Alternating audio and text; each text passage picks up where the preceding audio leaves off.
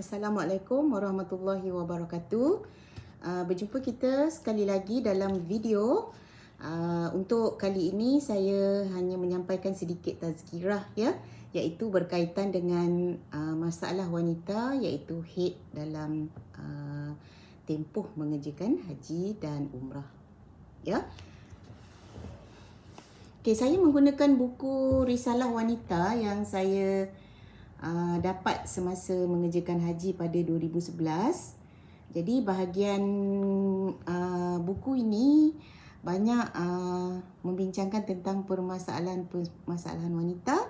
Jadi saya banyak merujuk pada buku ini untuk mengetahui apakah cara-cara untuk menyelesaikan masalah-masalah yang saya alami. Jadi saya bacakan sedikit daripada buku ini. Islam tidak membezakan antara lelaki dan wanita dari segi taklif atau tanggungjawab keagamaan.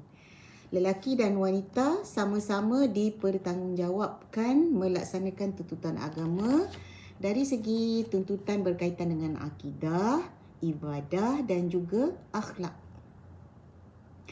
Okey, dalam konteks ini, wanita juga diwajibkan menunaikan haji sama seperti lelaki.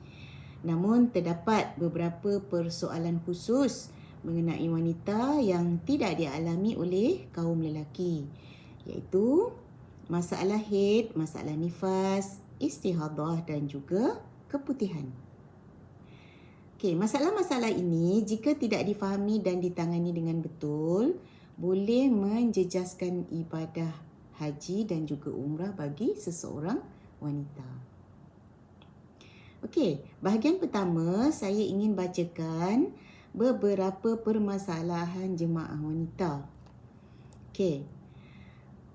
Pengalaman menunjukkan bahawa jemaah haji wanita Malaysia yang menunaikan ibadat haji sering mengalami masalah yang tak diduga atau jarang-jarang dialami di tanah air, terutama yang berkaitan dengan pendarahan, sama ada haid, istihadah, pendarahan selepas usia menopause, sama ada berbentuk masalah haid ataupun masalah keputihan.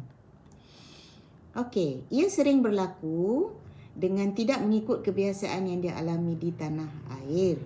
Ini mungkin disebabkan perubahan cuaca atau keadaan-keadaan yang menyebabkan tekanan. Selain daripada itu, banyak juga masalah berkaitan hubungan suami isteri dan juga hubungan dengan rakan-rakan sebilik berlaku semasa di Madinah atau di Mekah. Okey, seterusnya saya terangkan dari segi bahasa ya. Haid itu adalah darah yang mengalir dan dari segi istilah dia adalah darah yang keluar mengalir dari rahim wanita secara semula jadi dalam keadaan sihat dalam waktu dan juga tempoh yang tertentu. Itu adalah haid. Ya. Okey, tempoh haid. Pertama, usia paling awal seseorang wanita itu didatangi haid adalah 9 tahun kamariah. Yang kedua, tiada had usia menopause ataupun putus haid bagi seseorang wanita. Namun, mengikut uruf setempat, seseorang wanita putus haid dalam lingkungan usia 45 hingga 55 tahun. Okey, yang ketiga, sekiranya darah keluar selepas usia 55 tahun atau selepas darah haid itu tidak keluar selama 6 bulan berturut-turut, wanita itu hendaklah menjalani pemeriksaan doktor pakar untuk mengenal pasti sama ada darah yang keluar itu adalah darah haid ataupun bukan. Ya. Dan yang keempat, tempoh keluar darah haid paling minimum adalah sehari semalam dan tempoh yang paling lama adalah 15 hari, 15 malam. Baik. Seterusnya, saya akan bacakan perkara-perkara yang diharamkan. Bermaksud tidak boleh dilakukan oleh wanita-wanita semasa dalam haid.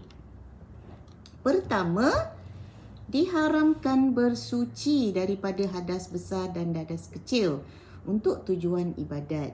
Pengecualian. dibolehkan mandi sunat seperti mandi untuk mengerjakan ihram, wukuf, melontar jamrah dan juga sa'i. Okey, dalilnya Rasulullah sallallahu alaihi wasallam bersabda kepada Aisyah tentang haid. Engkau buatlah apa sahaja yang dilakukan oleh orang-orang yang mengerjakan haji kecuali tawaf. Okey. Baik, yang kedua, haram melakukan solat. Wanita haid dan nifas haram melakukan solat fardu, solat sunat dan juga solat qada. Seterusnya, haram berpuasa. Sama ada berpuasa wajib, berpuasa sunat, berpuasa qada dan juga berpuasa nazar. Okey. Wajib qada puasa Ramadan yang ditinggalkan ketika haid dan juga nifas. Okey, yang keempat, haram membuat tawaf. Okey, dalam hadis mengatakan sesungguhnya haid itu sesuatu yang telah ditetapkan oleh Allah kepada wanita anak Adam. Engkau buatlah perkara-perkara yang dilakukan oleh orang yang mengerjakan haji kecuali tawaf di Baitullah. Okey, yang kelima, diharamkan membaca Al-Quran ketika haid. Okey, fuqaha sepakat mengatakan harus untuk berzikir, membaca ayat-ayat Quran yang dijadikan zikir seperti Bismillah, ayat kursi, ayat maksurat, ayat 3 kul dan juga lain-lain ayat yang biasa dibacakan sebagai zikir. Yang keenam, haram menyentuh dan membawa Al-Quran. Dan yang ketujuh, haram duduk atau berhenti di dalam masjid. Nabi SAW bersabda yang maksudnya, aku tidak menghalalkan masjid bagi perempuan haid dan bagi orang yang berjunub. Ini riwayat Abu Daud. Okey, seterusnya untuk bahagian berikut, saya akan terangkan beberapa perkara yang boleh dilakukan oleh seseorang wanita yang dalam keadaan haid. Jadi tidaklah wanita tersebut hanya tidak berbuat apa-apa untuk beberapa hari. Jika dia mengetahui banyak juga perkara-perkara lain yang Allah benarkan untuk dia lakukan semasa dalam tempoh haid. Ya. Jadi di sini ada 9 perkara. Saya bacakan dulu. Yang pertama, dibenarkan mandi sunat ihram ketika haid. Yang kedua, dibenarkan memasang niat ihram ketika haid. Yang ketiga, boleh bertalbiyah.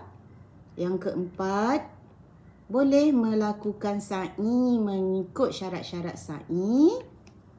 Kemudian yang kelima, wukuf di Arafah.